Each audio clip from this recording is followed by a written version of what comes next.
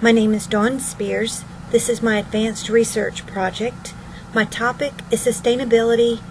Indoor air quality is the component.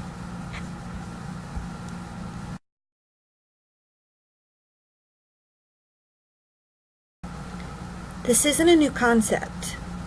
Benjamin Franklin recognized fresh air is not the enemy.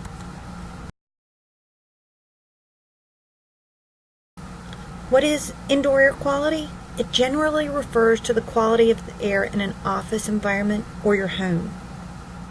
Related terms, indoor environmental quality, or IEQ, and also sick building syndrome, SBS. Why should we even care? Responsibility. We live in a grand closed-loop system. Our decisions can have a positive and negative impact on our environment and our world. It's our obligation to make sure we make the right decisions.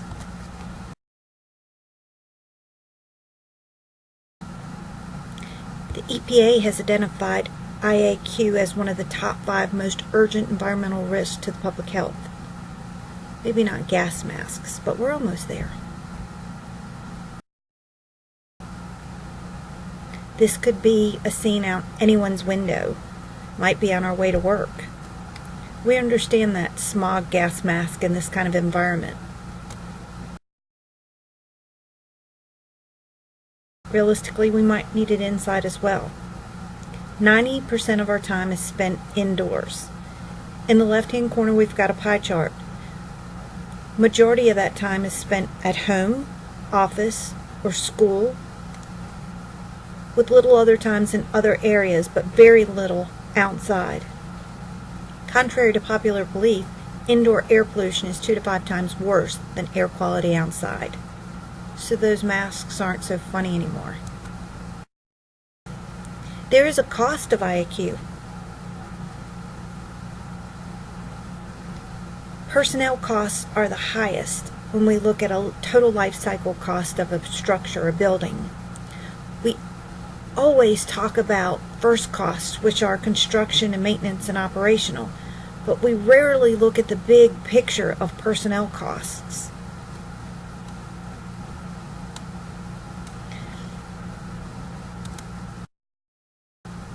The same holds true on an annual basis. If we look at maintenance, utilities, tax, and rent, those figures are significant, but they're nothing in comparison to salaries. We can still see the bulk of the cost for an owner are salaries, the people that occupy the buildings. Why is that important?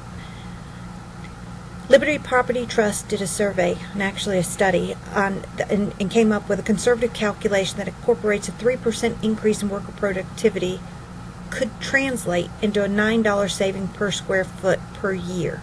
Now, that is significant return on investment for an owner.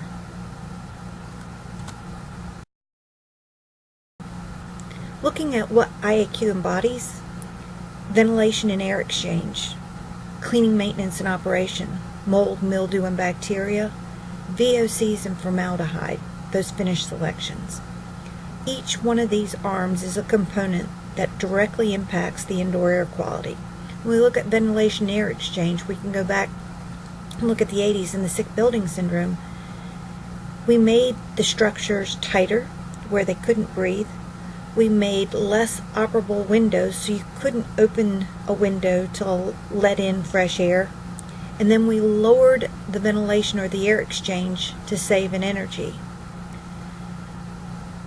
Our thought process was right, or our intentions were right, the thought process wrong. When we make these buildings tight and they can't breathe, the air becomes stale. We saw an abundance of litigation at that time for people getting sick at work. Cleaning and maintenance and operation, these systems are extremely complex. Proper maintenance, commissioning is required. Years ago, you could walk into some buildings and ask the last time they changed a filter, and they might not know. 30 days. These systems are extremely technical, and they need to be maintained in order to get the life cycle and their total value out. Mold, mildew, and bacteria. Just remember the saying, treat a leak like a fire. When you find it, fix it. You wouldn't leave a fire burning or smoldering. Don't leave a leak unattended. Mold spores are everywhere. As soon as we give that a food source and moisture, we have a problem. And we've seen many lawsuits over black mold. VOC and formaldehyde, these are our finished selections, our off-gassing of the materials we finish building with. And they can come from plywood, they can come from flooring, paint, chemicals that we use to clean. All of these can be introduced into that environment, and we have to be really careful. We can narrow it down to 3 factors, main factors that contribute to poor indoor air quality. We've moved away from using natural materials, and we're introducing 60,000 chemicals. Our buildings are tighter with more chemicals, and we're allowing less outside air infiltration. All of these add up. 60,000 chemicals now in use.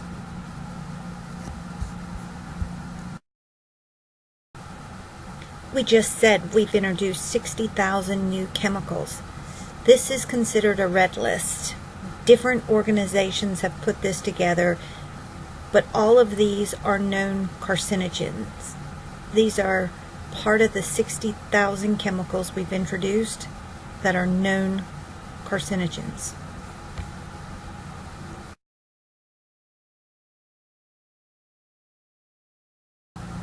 Looking at some of the culprits that can cause IAQ problems, cleaning chemicals, personal care and hygiene, perfume. Those with asthma, perfume can trigger an asthma attack. Pet odors and dander, ventilation system deficiencies. Overcrowding, we combated that a little. Tobacco, we've really contained that more so.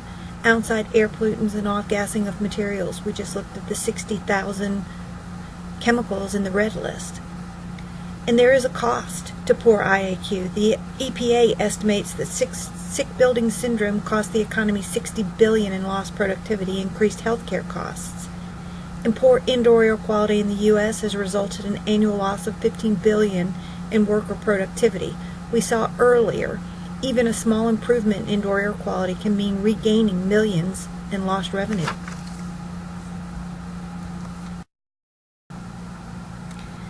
Products that can contribute to poor IAQ, we know these. We've got them. We can look under our cabinets and see them every day, and we don't think about them.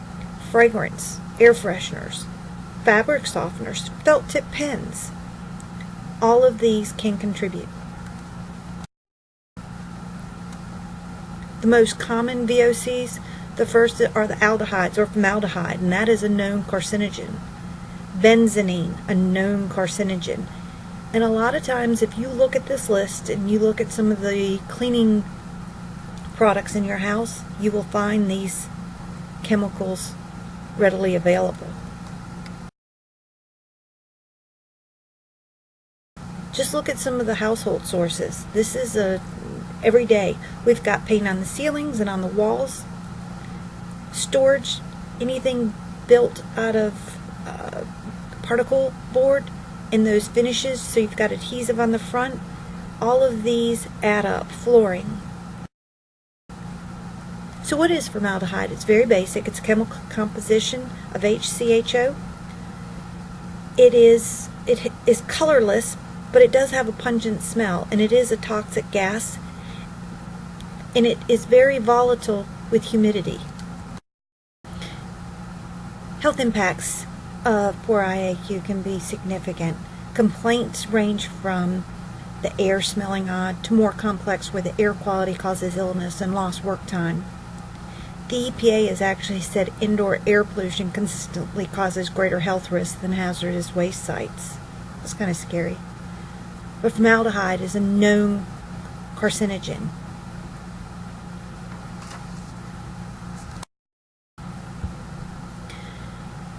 There are standards that owners, designers, and the public can follow to improve indoor air quality. You don't actually have to certify the building. You can follow the concepts. The well building standard is the newest of these kind of certification or standards. It is all about the occupant. They use the triangle, and as you can see, air is the very bottom. The air quality is most important for all occupants, then water. But if we look at that, they put all the emphasis on the air. USGBC, or the United States Green Building Council, also looks at a certification, and many buildings follow this protocol and never become certified. They are looking at maximum concentration. They are looking at that indoor environment.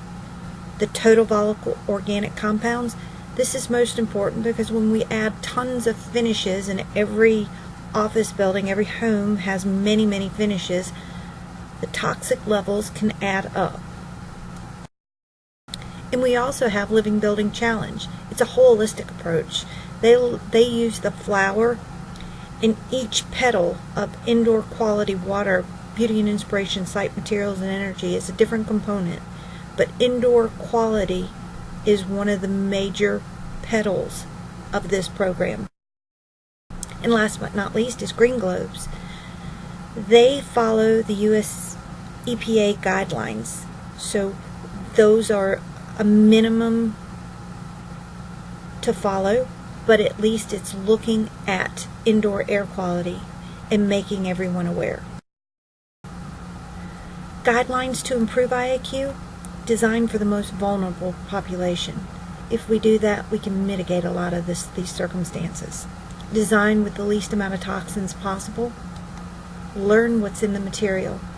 Product transparency. If a manufacturer can't provide you with the information, choose another product. And avoid products that cause poor IAQ. The reality, we can't afford to ignore this.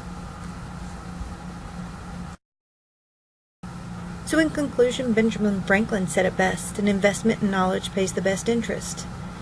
Our knowledge is going to be the interest of our health, so we have to take control. Thank you.